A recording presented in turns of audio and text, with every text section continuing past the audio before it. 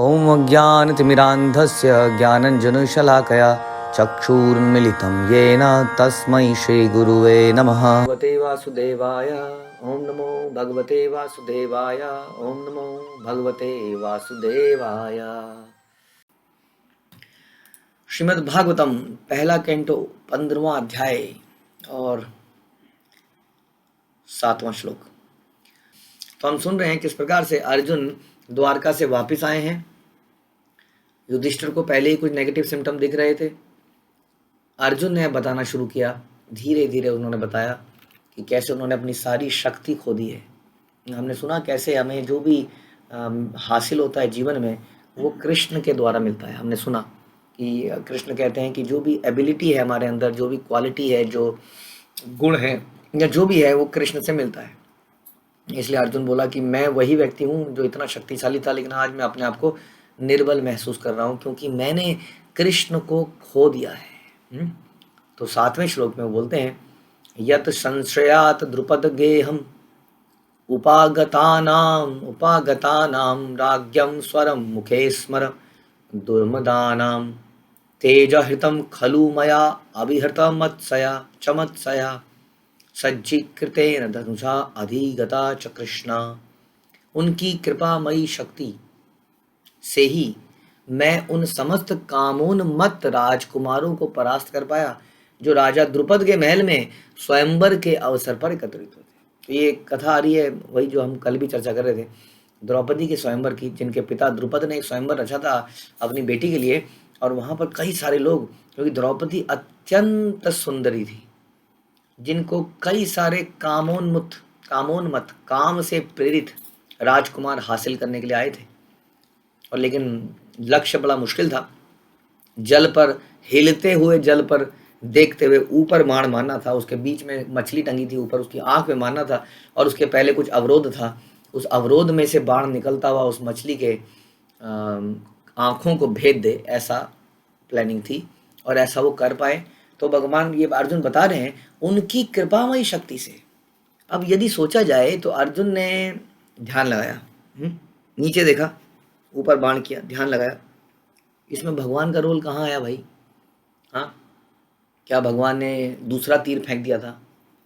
क्या भगवान ने उसके सामने जल को हिलने से बंद कर दिया था?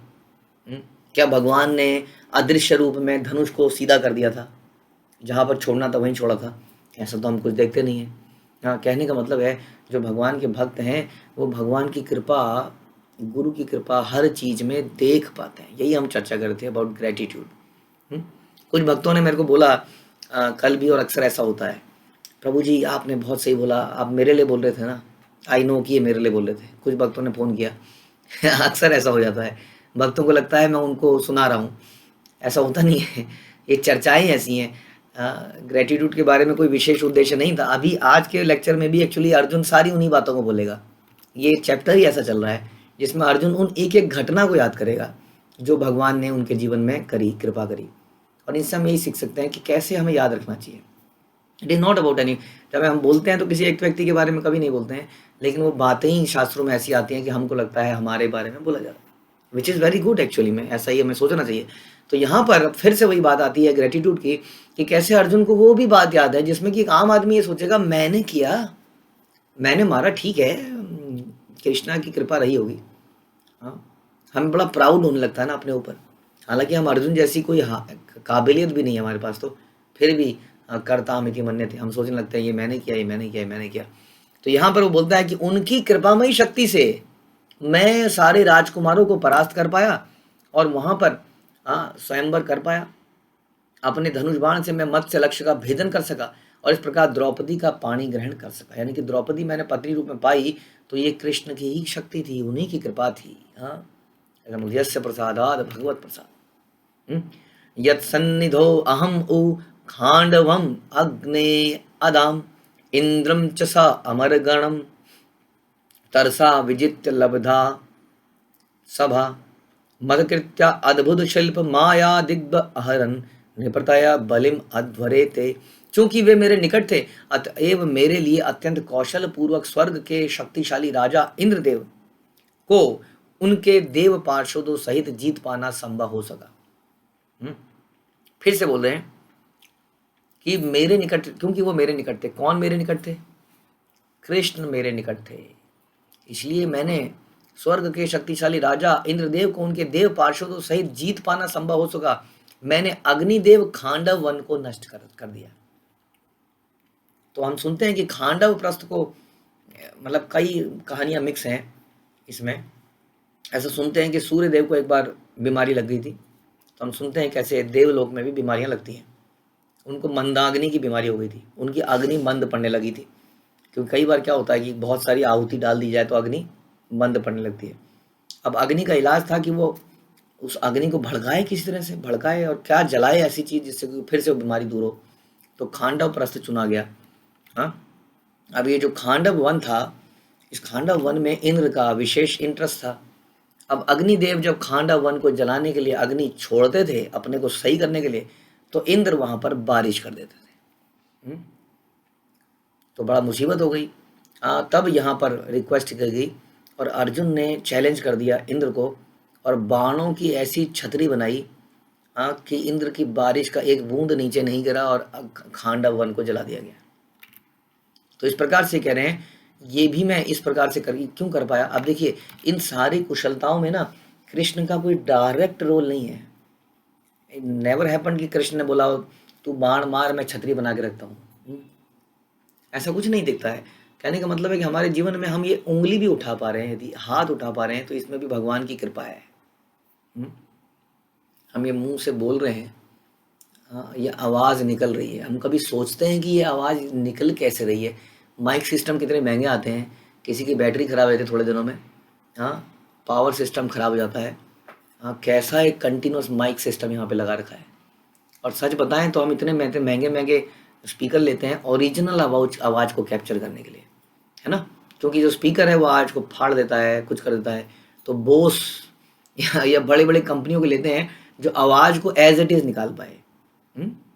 हम कितने कैमरे बनाते हैं आज। मैं एक ज़माने में, मुझे याद है 4-5 पिक्सल का कैमरा मैंने एक ज़माने में लिया था, सोनी का।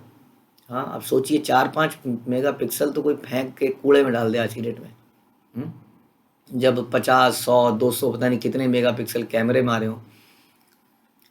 सारे कैमरे ओरिजिनल फोटो को कैप्चर करने का प्रयास करते हैं।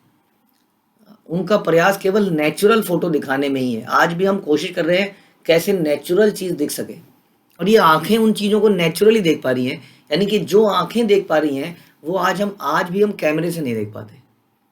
जब हम किसी पहाड़ी सीन में भी जाते हैं, जगह पे जाते हैं, तो जो पहाड़ों को हमें आंखों को देखने से आनंद आता है, फोटोओं में उतना फिर भी नहीं आता। आजकल तो ऐसी बनती जा रही है। कहने का मतलब है कैसे भगवान ने एक एक चीज़ हमें दे रखी है। इसी तरह से हमें अपने जीवन में कृतज्ञ रहना चाहिए। ये हम आपको सिखा रहे थे। जब हम वैष्णवों के लिए, गुरु के लिए होंगे तो भगवान के लिए भी होंगे। जब हर चीज़ में नहीं सोचेंगे तो नहीं हो पाएगा। ये ही नॉर्मल चीज़ बताई जाती है। इसलिए हमारे शास्त्र, इसलिए सवेरे सवेरे उठते ही प्रभुपाद ने सॉन्ग भी कैसे बनाए, वंदे गुरो श्री चरणारविंदम। बार बार हर पैराग्राफ में कोई और लाइन बदल दी हो, नहीं बदल दी हो, लेकिन एक लाइन बार बार कॉमन रिपीट होती है, वंदे गुरु श्री चरणारविंदम। विश्वनाथ चक्रवर्ती ठाकुर इतने बड़े भगवान के भक्त, महान भक्त, उनके द्वारा लिखित कैसे हर लाइन में क्या बोलते हैं, वंदे गुरु। उसके बाद गुरु वंदना में तो पूरा गीत ही वही गाते हैं। तो प्रभुपाद ने हमें दिखाया कि how grateful we should feel.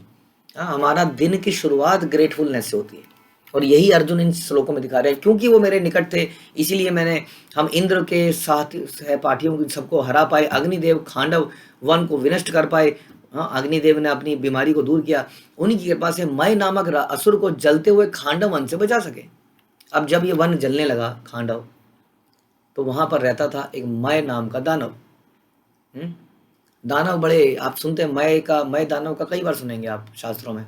ये बड़ा ही मायावादी व्यक्ति था, शिल्प कला में माहिर। तो जब ये खांडव पर जल गया, फाइनली खांडव वन जला, तो ये मय दानव फंस गया उसके अंदर ही, समाप्त होने लगा। क्योंकि अग्निदेव ने एकदम से उगल ही दिया था सबको, नॉर्मल अग्नि नहीं लगी थी। तो उस वक्त भी कह रहे हैं कि मैंने इस असुर को बचाया, लेकिन वो भी कृष्ण की कृपा से बचाया। और उस असुर ने बाद में, जो आप हस्तिनापुर के बारे में सुनते हैं, हस्तिनापुर एक अद्भुत नगरी बनाई थी उसमें, जिसमें दुर्योधन आके गिर गया था ना, उसने सोचा पानी नहीं है, नॉर्मल जगह है, वो पानी था, मतलब बड़ा ही विस्मयी जगह थी वो मय दानव द्वारा बनाई गई थी, इसलिए इतना अलौकिक थी। तो ये उसने खुश होकर अर्जुन और 5 पांडवों के लिए बाद में ये बनाया। तो खांडव वन से इसको बचाया। इसी तरह हम अत्यंत आश्चर्यमयी शिल्पकला वाले सभा भवन का निर्माण कर सके हस्तिनापुर में, जहाँ राजसूय यज्ञ के समय सारे राजकुमार एकत्र हो सके और आपको आदर प्रदान कर सके। हे कृष्ण, राजसूय यज्ञ जो कि बहुत महान यज्ञ था, उस यज्ञ में भी यही याद कर रहे हैं। मुझे एक ही बात याद आती है उस यज्ञ में, क्या कि everybody worshipped you, how glorious was the event, है ना, कितना अच्छा लगता है हमें, कितना अच्छा दिन था। हे कृष्ण, सारे राजाओं ने अग्र पूजा आपकी करी। हाँ, भीष्म पितामह ने डिक्लेयर किया, इस पूरी सभा में यदि कोई पूजनीय है तो वो कृष्ण है। क्या इस बात से कोई ऐसा व्यक्ति है सहमत नहीं है? सन्नाटा। क्या कोई ऐसा है सहमत नहीं है? सन्नाटा। क्या कोई ऐसा है सहमत नहीं? हाँ, मैं सहमत नहीं हूं। एक आवाज उठती है, किसकी? शिशुपाल की। और उसके बाद वो शुरू करता है ये और वो और ये, और थोड़ी देर में माइक सिस्टम की बैटरी भगवान अलग कर देते हैं। माइक सिस्टम के तार खींच लेते हैं, आदमी समाप्त हो जाता है। तो इस प्रकार से भगवान यहाँ पे अर्जुन उस राजसूय यज्ञ में भी सबसे ग्लोरियस बात ये याद कर पा रहे हैं कि आपकी पूजा करी गई थी भगवान, बहुत अच्छा था वो। तो ऐसे एक एक चीज़ को याद कर रहे हैं। देखिए, हम कई बार नॉस्टैल्जिक बन जाते हैं, है ना, पुरानी बातें याद आती हैं कि नहीं। कई बार हम अपने स्कूल की जगह में चले जाते हैं, हमें याद आता है, हाँ यहाँ पर हम ऐसे खेलते थे, यहाँ क्या दिन थे, क्या दिन थे। दैट इज़ वो, तो फिर भी हम उसको हम भौतिक कल्पनाएं कहते हैं, वो हमें आसक्ति से बांधती है। लेकिन यही चीज़ें जब हम भगवान और भगवान के भक्तों से संबंधित बातें करते हैं, हाँ यहाँ पर हमने कीर्तन किया था, यहाँ पर एक दिन मैं बहुत दुखी था, हाँ तब ऐसा ऐसा हुआ था, तब हमने बातचीत करी थी और मैं फिर से उत्साहित हो गया था। ऐसा मेरे जीवन में एक बार आया था, मैं बहुत कंफ्यूज था, तब मैंने फ़ोन पे बात करी थी। ऐसा मेरे जीवन में आया था, मेरे जीवन में बहुत बड़ा नुकसान हो गया था, तब ऐसा हुआ था। ऐसा एक जीवन में हुआ था, मेरे परिवार में बहुत झगड़ा हो गया था, समझ नहीं आ रहा था। ऐसा हुआ था कि मैं अपने परिवार में बहुत फंसा हुआ था, तब वहाँ से मुझे निकाला गया। ऐसा हुआ था कि मैं आसक्तियों में फंसा हुआ था, मैं बीमारियों में, मैं आदतों में फंसा हुआ था, तब मुझे वहाँ से निकाला गया। हर एक बात, मैं तो कहता हूँ इसकी डायरी बना लेनी चाहिए हमें। तभी तो आप लोगों के लिए आपको हमने आपके साधना ऐप में दिया है कि माई ग्रेटिट्यूड, इस तरह की चीज़ें आपको लिखने को हम देते हैं, ताकि बाद में ये सब आपके पास अवेलेबल रहें। कभी भी आपको याद करना हो तो हम देख सकें, हाँ ये था, ये था, ये था, ये था। तो अर्जुन आज वही घटनाएं सारी कर रहा है। फिर आगे बोलता है, यत तेजसा नृपशिर अंघ्रिम अहन मख अर्थम आर्य अनुज तव गज अयुत सत्वा वीर्य वीर्य तेन आहृता प्रमथनाथ मखाय भूपा यत मोचिता तत् अनन्य अनयन बलिम अध्वरेते। 10,000 हाथियों की शक्ति रखने वाले अपने छोटे भाई यानी कि भीम ने भगवान की कृपा से ही तो जरासंध का वध किया, जिसकी पाद पूजा अनेक राजाओं द्वारा की जाती थी। जरासंध आप जानते हैं, जरा संध, जरा नामक राक्षसी ने जिसको जोड़ दिया। तो एक कहानी आती है कि इनके जो पिता थे जरासंध के, उनसे बृहद्रथ राजा, जो कि मगध के राजा थे, जो मगध आज की डेट में बिहार बन चुका है। हाँ, तो ये मगध के नाम से जाना जाता है। तो मगध के जो राजा थे बृहद्रथ, वो बड़े शक्तिशाली थे। उनकी काशी के राजा की 2 पुत्रियों से उन्होंने विवाह किया, लेकिन उनके एक भी पुत्र नहीं हुआ। तो बड़े दुखी थे कि एक भी पुत्र नहीं है। तो उन्होंने निराश होकर अपनी पत्नियों के साथ जंगल में जाकर तपस्या करने लगे, हाँ कि कुछ भगवान का आशीर्वाद मिलेगा। वहाँ पर एक महर्षि थे, उन्होंने उनसे प्रसन्न होकर उन्हें वरदान दिया और खाने के लिए एक आम दे दिया कि ये अपनी पत्नी को दे दो, वो आम खाएगी, गर्भवती हो जाएगी और तुम्हें पुत्र की प्राप्ति होगी। लेकिन पुत्र में कुछ कुछ होगा, वो अलग बात है, क्या क्या कैसा पुत्र होगा, हमें तो बस चाहिए होता है, बाद में हम सोचते हैं कि क्या हो गया ये। तो एनीवे, तो हुआ क्या, गड़बड़ क्या हो गई। 2 रानियां थी, दोनों रानियों ने आम को आधा कर लिया, आधा तू खा ले, आधा मैं खा लूँगी, दोनों गर्भवती हो जाएंगी। हाँ, और दोनों वास्तव में गर्भवती हो गई। लेकिन जब बच्चा हुआ तो आधा कटा हुआ बच्चा हुआ। इस प्रकार व्यर्थ बच्चा हुआ। तो दोनों के बच्चों के टुकड़े जंगल में फेंक दिए गए। और जंगल में एक जरा नाम की राक्षसी रहती थी और उसने उनको देखा और वो राक्षसी थी। उसने कहा खा जाती हूँ, खून में लथपथ शरीर मिल रहा है। उसने उठाया शरीर को और किसी तरह खाने के लिए एकदम से ऐसे उठाया और दोनों टुकड़ों को और ऐसे जोड़ा, मतलब ऐसे पकड़ा ही था। और जैसे ही दोनों शरीर के टुकड़ों को पास में लाई, वो व्यक्ति जीवित हो गया, बच्चा, उसमें जान आ गई। हाँ, तो एकदम से उस सोच में पड़ गई अब क्या करूँ। तो उसको लगा कि उसको पूरी कहानी समझ में आई। उसने कहा यदि राजा को देती हूँ तो राजा मुझसे बड़ा प्रसन्न हो जाएगा। तो राजा के पास जाती है और राजा को देती है, पूरी कहानी बताती है। राजा वास्तव में बड़ा प्रसन्न होता है, मतलब तुम्हें क्या चाहिए, जो भी मिला होगा वो तो अलग चीज़ है, लेकिन उसने कहा इसका नाम मेरे पे रख दो। तो उसका नाम पड़ा जरा। और क्योंकि जरा ने उसको जोड़ दिया था, संधि करी थी, इसलिए जरासंध। बड़ा ही खतरनाक आदमी था। जितने भी लोगों से लड़ता था उनको बंदी बना लेता था, हराकर बंदी बनाकर कारागार में डाल देता था और एक एक करके महाभैरव को बलि चढ़ाता था। शिव जी का भक्त बना, तमोगुणी था। अक्सर तमोगुणी व्यक्ति शिव जी के अच्छे भक्त बन जाते हैं। शिव जी तमोगुणी नहीं है, वो तो परम वैष्णव है, लेकिन तमोगुणी व्यक्ति उनकी पूजा करते हैं उनसे कुछ हासिल करने के लिए, क्योंकि उन्हें आसानी से प्रसन्न किया जा सकता है, जैसे कि हिरण्यकश्यपु, रावण इत्यादि लोगों ने किया। तो वहाँ पर वो काल भैरव को चढ़ा देता सारी बलि। अब आप जानते ही हैं कैसे भगवान ने उसको बार बार हराया, बार बार हराया। वो कितनी अक्षुणी सेना लेके आता था, भगवान अकेले ही उसको मार देते थे सारी सेना को, लेकिन उसको छोड़ देते थे, जरासंध को नहीं मारते थे। और इस प्रकार न जाने कितने दुष्टों का भगवान ने संहार किया। जरासंध जाता था, इकट्ठे करके लाता था, भगवान को जगह जगह जाना नहीं पड़ा। सारे दुष्ट लोग एक जगह आ गए, भगवान फिनिश कर देते थे, जरासंध को छोड़ देते थे। वो नफरत में छोड़ूंगा नहीं तुम्हें। एक्चुअली जब वो कंस का रिलेटिव था, तो कंस के मारे जाने के बाद बड़ा भगवान का शत्रु बन गया था। और उसका अंत करने के लिए अंत में भगवान भीमसेन को तीनों, भीम जो है, अर्जुन और भगवान, एक ब्राह्मण बन के जाते हैं और उससे दान मांगते हैं, क्योंकि वो दानवीर था, वो मना नहीं करता है। उसको डाउट तो हो जाता है कि ना ब्राह्मण तो नहीं लग रहे, लेकिन मेरे दर पे आए हैं तो दान दे देता हूँ। दान में वो कहते हैं हमें तुमसे मल युद्ध करना है, और मल युद्ध में भीम उसके साथ युद्ध करते हैं और कृष्ण के बताने पर उसको बीच में से फाड़ देते हैं। और इस प्रकार से उसकी मृत्यु होती है। जैसे वो पैदा होता है संधि करके, उसी प्रकार उसकी मृत्यु हो जाती है। उसको बीच में फाड़ के उनके टुकड़ों को अलग फेंक दिया जाता है। तो इस प्रकार से वो कहानी याद कर रहे हैं यहाँ पर अर्जुन, कह रहे हैं आप ही की कृपा से जरासंध का वध हुआ।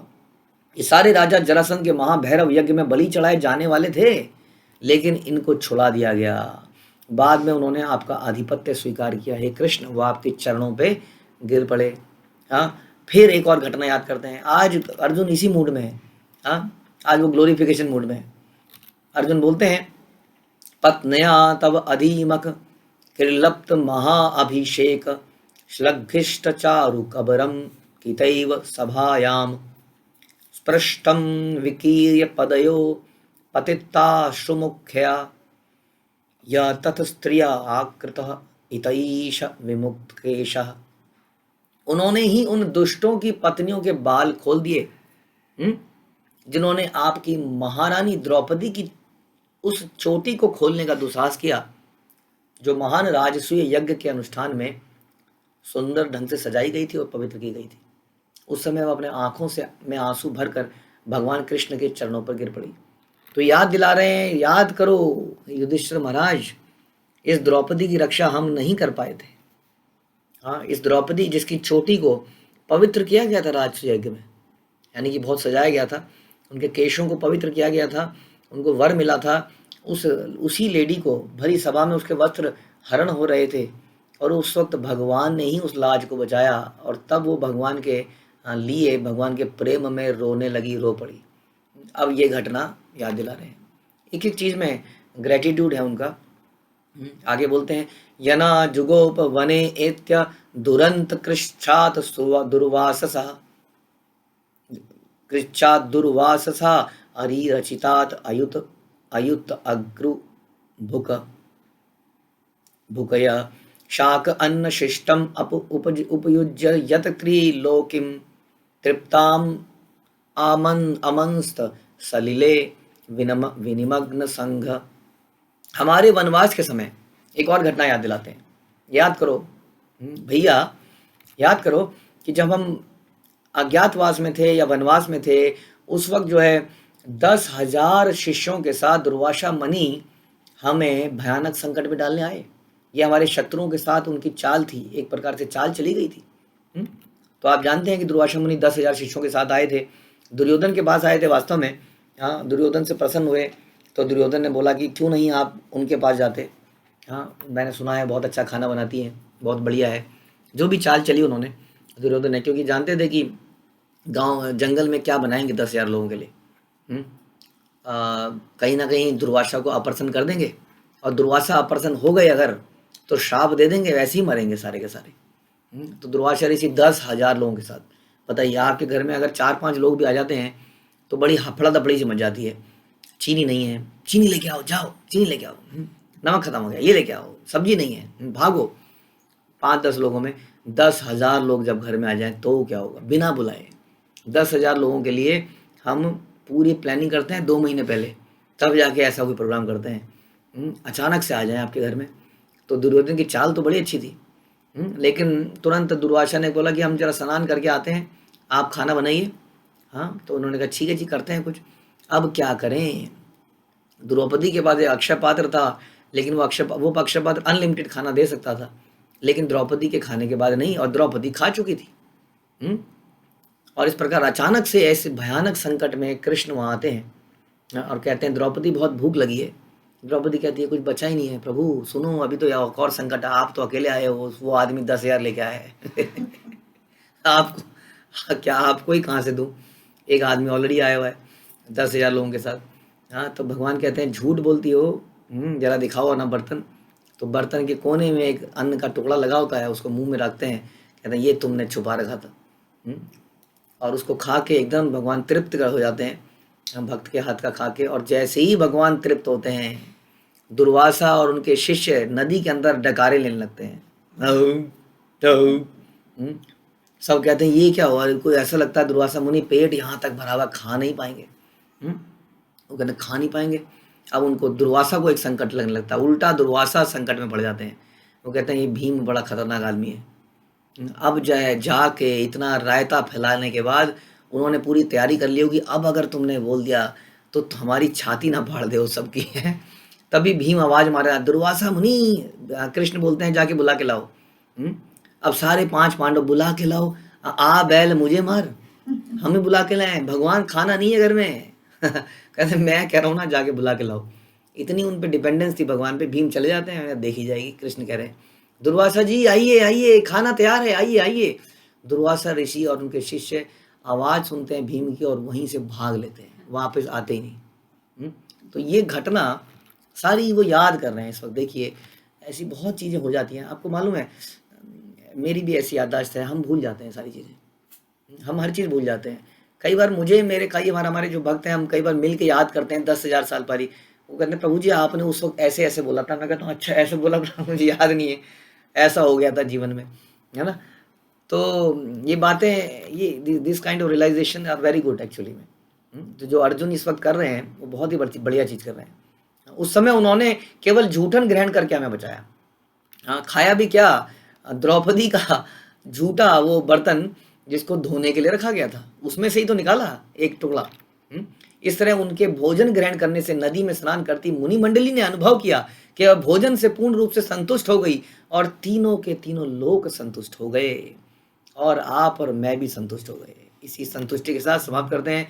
ग्रंथ राज श्रीमद् भागवतम की जय, श्रील प्रभुपाद की जय।